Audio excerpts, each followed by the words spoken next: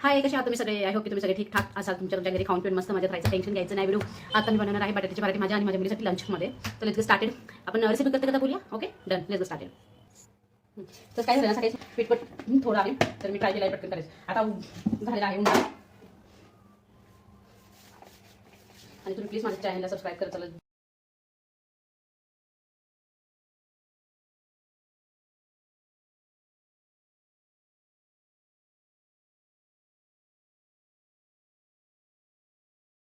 जसं गाव बदलत जातं ना, तसं गावातल्या पद्धती वगैरे सगळं बदललं जातं. जसं शहर बदललं जातं तसं पद्धती बदलली जाते.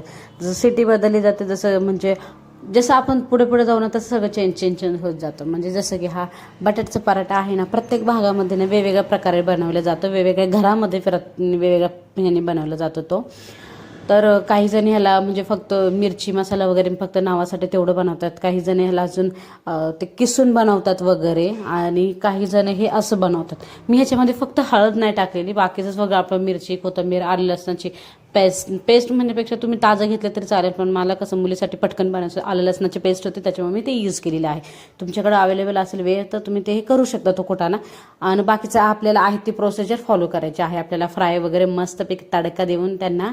आणि हे बटाटेच ना सकाळी उकळलेले मी दुपारी मी जेव्हा हे घेतले ना, इतके म्हणजे पाणी झालं होतं ना त्याच्यामध्ये. माझ्या लक्षात नाही आलं, मी कुकरमध्ये तसेच म्हणजे कुकरच उचलून तसं खाली ठेवलं. ते बटाटे मी वेगळे काढायला पाहिजे होते, ते आत्ता माझ्या लक्षात आलं. सगळं बटाट्याने पाणी शोषून घेतलेलं आहे, नाही ते काम वाढून ठेवलेलं ह्या बटाट्याने. आणि सगळं जे माझे स्टफिंग होते ना ते सगळे पातळ झाले होते. मग मी काय केलं, परत त्याला थोडंसं पाणी म्हणजे नाही का असं फ्रीज होण्यासाठी मी त्याला फ्रीझरमध्ये ठेवले. नंतर तो कुटाणा केला होता मी. म्हणजे कधी कधी ना आधी एवढं सुद्धा यायचं नाही ना, आता एवढं म्हणजे डोक्यात माझे काही कुटाणाबाज येतो.